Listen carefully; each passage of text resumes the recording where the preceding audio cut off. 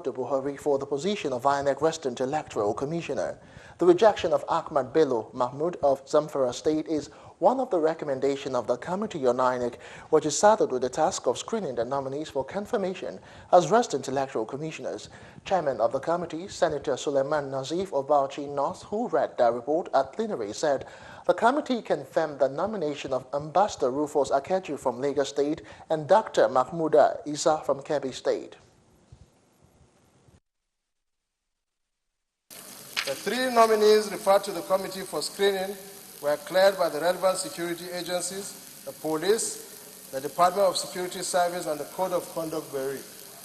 Recommendation: the nominees from Lagos, Kebbi, and Zamfara State were initially stood down for further legislative scrutiny. The recommendation by the INEC committee thereby sparked a debate involving two Zamfara State senators. Slightly insulted by the statement that after careful deliberations and consultations, the nominee from Zamfara was rejected.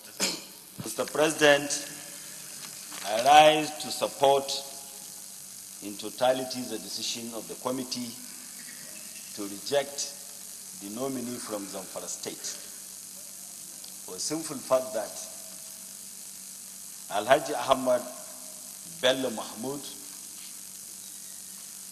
is not an indigenous of Zamfara State.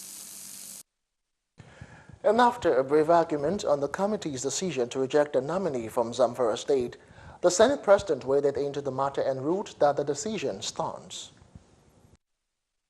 Report of the Committee on Independent National Electoral Commission, INEC, on the screening of Mr. President's nominees for appointment as Resident Electoral Commissioners, and approve the nominations of Ambassador Dr. Rufus Akeju Lagos reappointment, Dr. Mahmoud Isa Kebbi new appointment.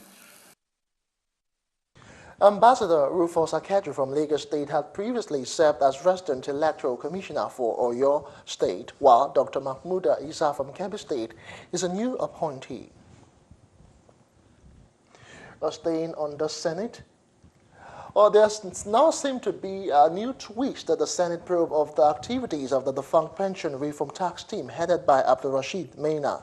This is after the upper legislative chamber Thursday resolved to look into the circumstances surrounding the properties recovered from the alleged pension thieves.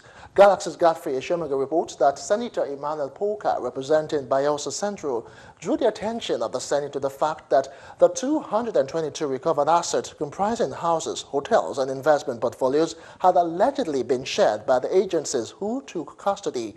Senator Polka as such appealed to the Senate to extend the mandate of the ad hoc committee probing the reinstatement of Maina to not include a probe into what has happened to the recovered assets.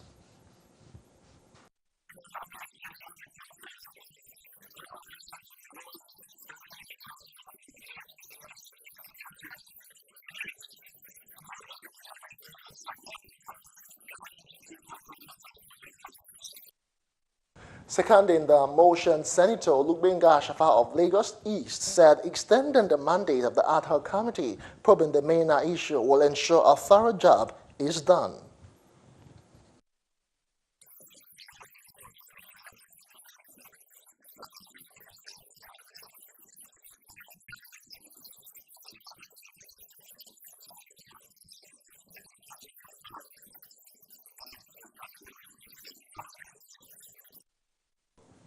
The Senate therefore resolved to grant extension of time to the ad hoc committee to carry out the probe into both matters relating to the pension reform corruption scandal.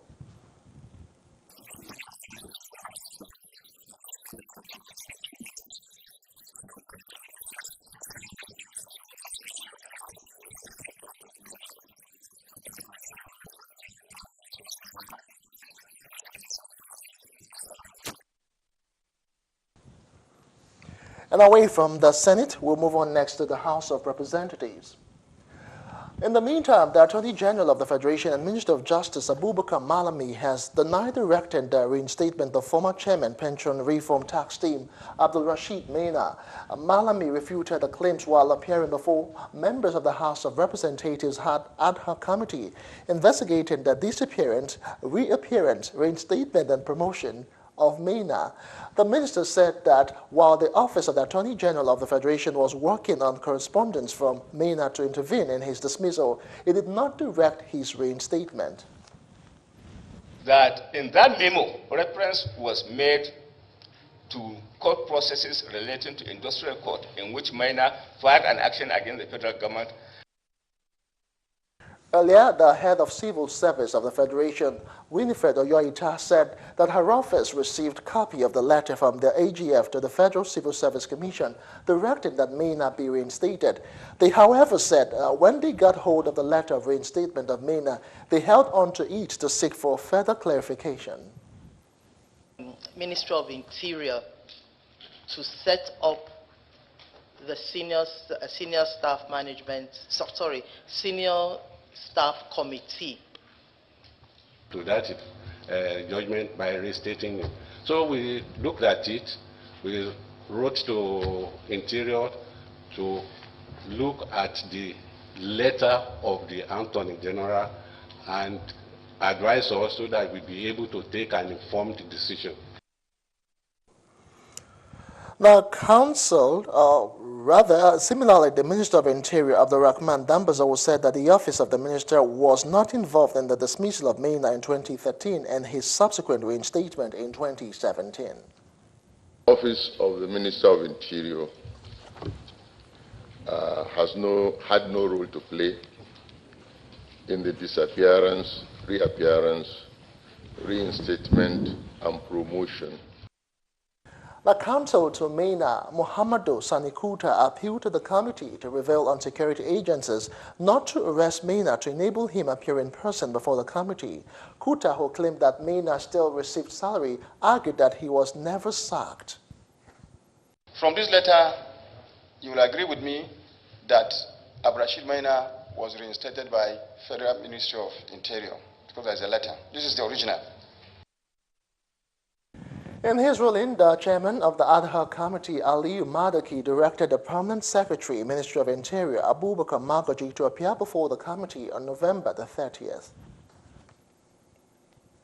We have here of 21st February 2017, which was claimed to have been signed by you, and that of 27th April 2017, which was also claimed to have been signed by you.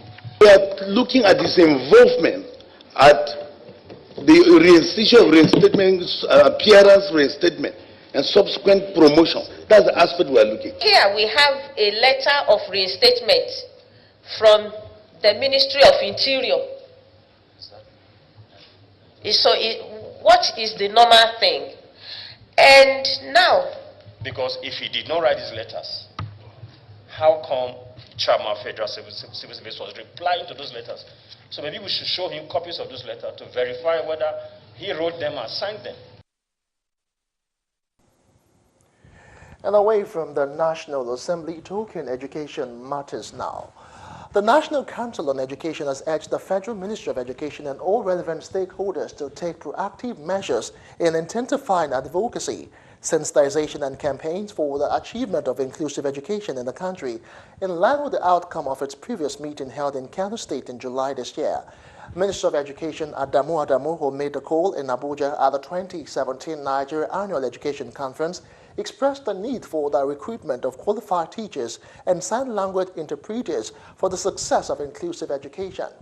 The minister also advocated training and retraining of all teachers on new approaches that will guarantee academic achievement of learners with special needs in an inclusive school setting. Alhaji Adamu, who was represented by the permanent secretary in the ministry, Sunday Echono, noted that more needs to be done to promote inclusive education, as Nigeria has the highest number of out-of-school children in the world, accounting for 10.5 million out of 20 million worldwide.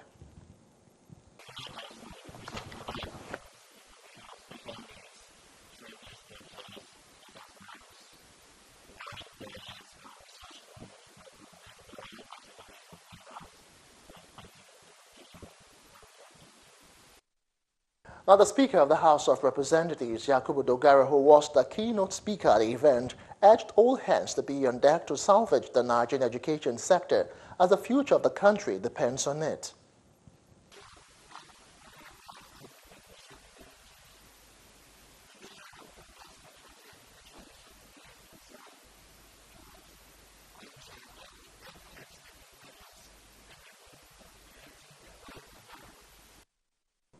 The new education policy is expected to entrench a positive change in the education sector when fully implemented.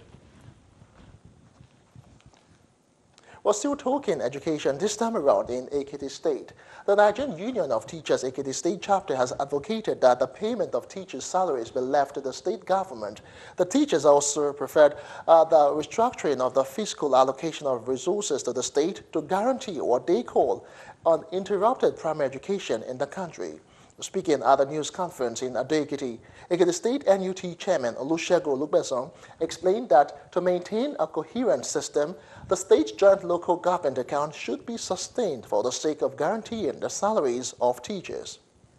It is against this backdrop that Nigerian Union of Teachers wishes to reaffirm its position and call that the state government, in order to prevent the education subsector from imminent collapse, should not place primary education funding and management under the disguise of granting autonomy to local government council.